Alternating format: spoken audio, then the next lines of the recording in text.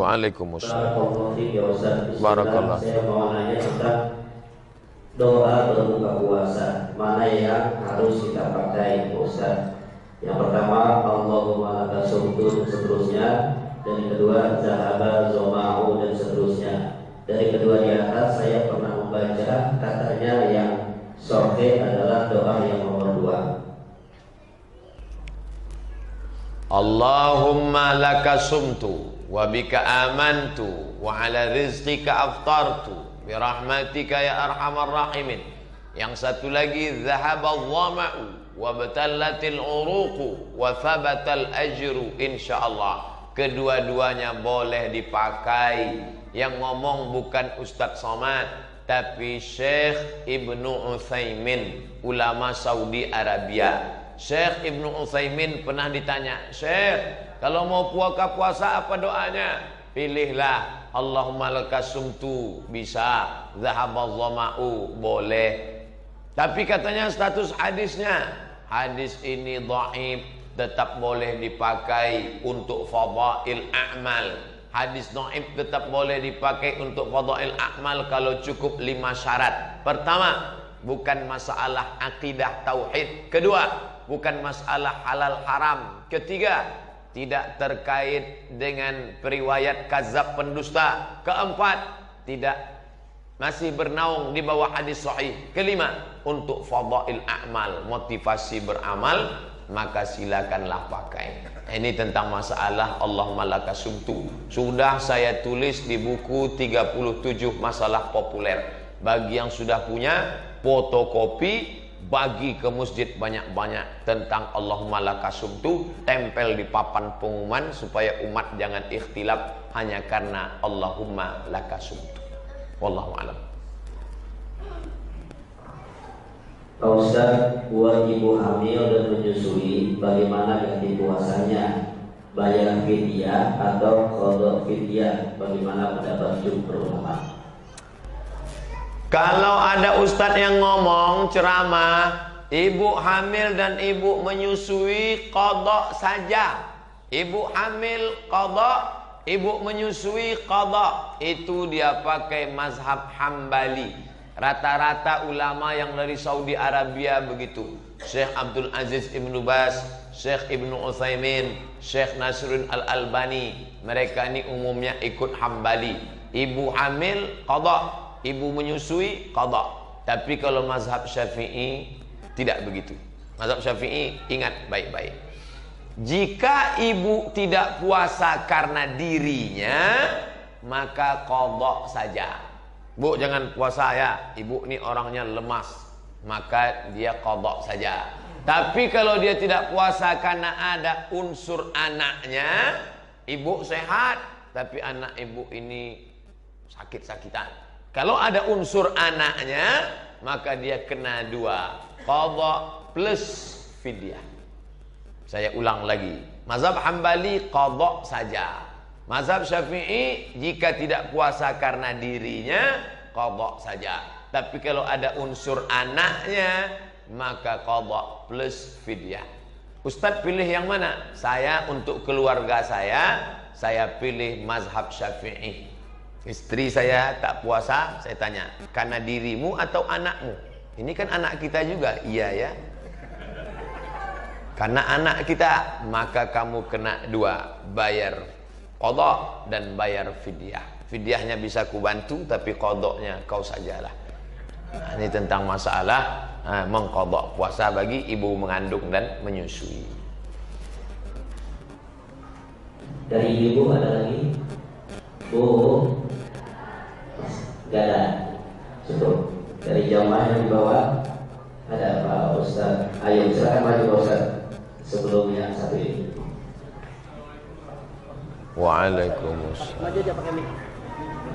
Dapat dulu aja. Ya, dulu aja.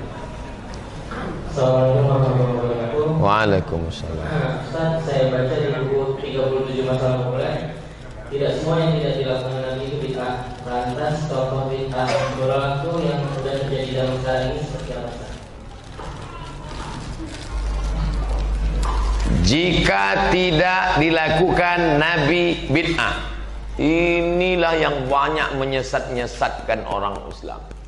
Jika tidak dilakukan Nabi, bid'ah. Pernah dilakukan Nabi? Pernah dilakukan Nabi? Pernah dilakukan Nabi? Maka saya ungkap di situ banyak sekali perbuatan yang tidak pernah dilakukan Nabi, tapi dilakukan sahabat Nabi. Mana contohnya? Berzikir 1000 kali sebelum tidur malam. Siapa yang melakukannya? Abu Hurairah. Abu Hurairah sebelum tidur malam berzikir 1000 kali. Ngitungnya gimana? Alfu uqdah, disimpul tali 1000 simpul.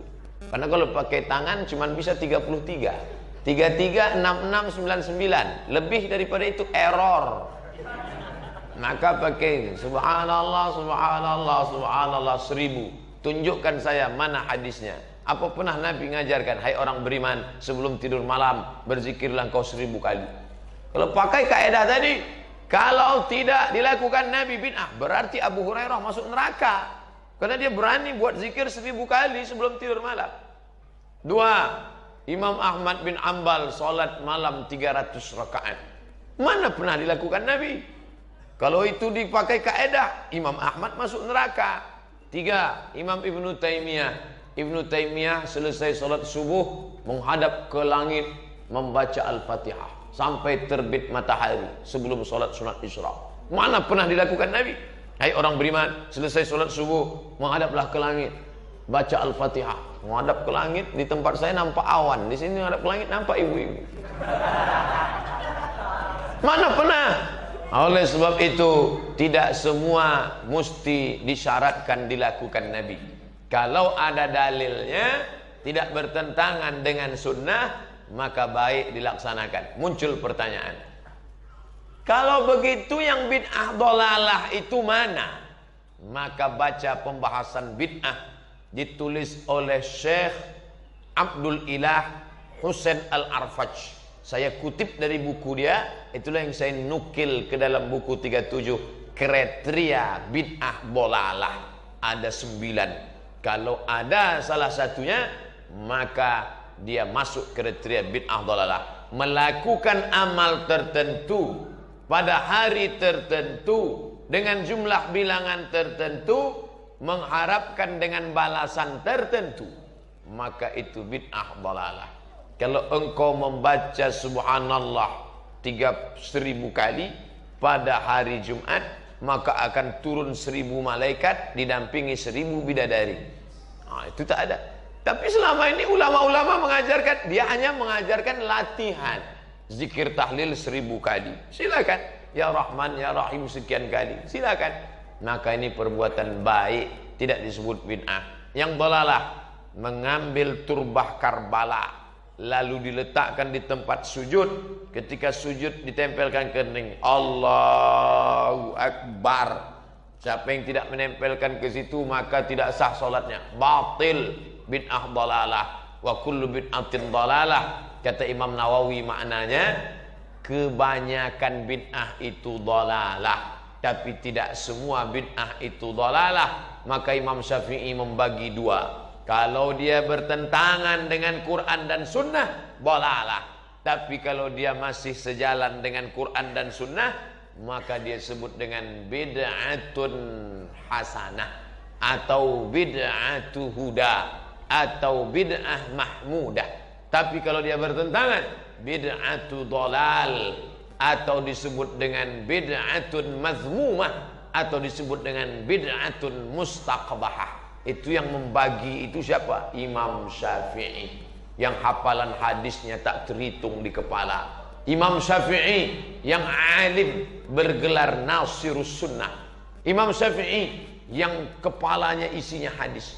Tiba-tiba ada ustadz yang mengatakan bid'ah tidak bisa dibagi, tapi dia ngajar tidak pernah berdasarkan kepala.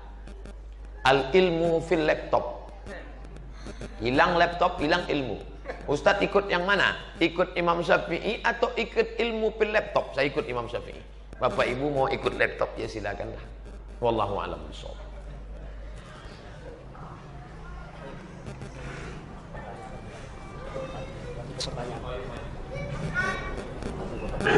Assalamualaikum warahmatullahi wabarakatuh. Saya tanya mengenai pedal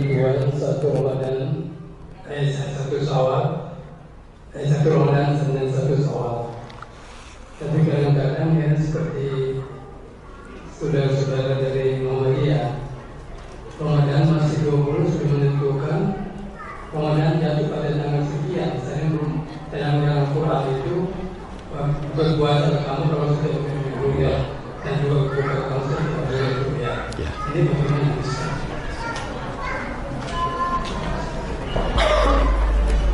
Ayat Qur'annya, faman syahida minkumus syahra, siapa di antara kalian yang menyaksikan bulan, falyasum, maka berpuasalah. Ayatnya. Hadisnya, sumu li ru'yatih, berpuasalah kamu ketika melihat bulan. Apakah Mesir, Maroko dan Saudi Arabia tidak memakai ilmu falak, ilmu hisab? Pakai. Hanya saja dikombinasikan antara ru'yah dengan hisab. Kalau ada orang ngaku ru'yah, ternyata hisabnya tidak terpenuhi, maka ru'yahnya batil, tak betul. Disepakati 6 negara, Malaysia, Indonesia, Brunei Darussalam, Singapura, Thailand Patani Selatan, dengan Moro Filipina Muslim. 6 negara ini sepakat bahwa 2 derajat di atas ufuk baru disebut anak bulan. Kalau kurang dari 2 derajat, maka dia bukan hilal. Kalau ada orang mengaku saya ngelihat hilal, setelah diukur menurut ilmu astronomi ternyata di bawah 2 derajat, maka dia bukan hilal. Kesepakatan 6 negara. Turki lebih tinggi lagi standarnya. Turki pasang 7 derajat baru disebut hilal. Di bawah itu bukan hilal. Nah, saudara-saudara saya, kawan-kawan saya dari majelis tarjih punya ijtihad tersendiri bahwa di bawah 2 pun tetap hilal. Di situ letak persimpangannya. 0,5 pun kalau sudah terlihat maka dia sudah dianggap hilal. Disitulah letak persimpangan. Ketika kelompok ini mengatakan 2 derajat baru hilal, kalau tidak 2 derajat tidak hilal. Kata Muhammadiyah, 0,5 pun sudah dianggap sebagai hilal. Mau tak mau, suka tak suka, negara mengakomodir yang dua-dua ini. Makanya nanti Menteri Agama akan mengumumkan, saudara sekalian berdasarkan ru'yah maka besok kita puasa. Tapi bagi yang mau melaksanakan duluan silakan, dan kita saling menghormati. Tapi kalau di Mesir tidak begitu. Karena Mesir ada mufti namanya. Mufti adalah pemegang tampuk kekuasaan tertinggi dalam bidang agama. Mufti zaman saya dulu namanya Syekh Nasr Farid Wasil. Satu negara, satu mufti, dia yang mengumumkan. Yang melawan mufti melawan negara, tangkap. Maroko lebih tegas lagi. Maroko tak ada mufti, langsung raja. Namanya Raja Muhammad VI. Anak Hasan 2, anak Muhammad 5, anak Hasan 1. Muhammad 6 pengumuman, berdasarkan penampakan anak bulan dibantu oleh hisab ilmu falak, maka besok puasa. Tertulis di konstitusi negara, la yuftin nas hatta yuftil malik. Tidak boleh orang berfatwa kalau raja belum berfatwa. Nah, jadi saya pernah hidup di negeri 2, satu republik Mesir, satu kerajaan yaitu Maroko. Dua-duanya tampuknya satu. Tempat kita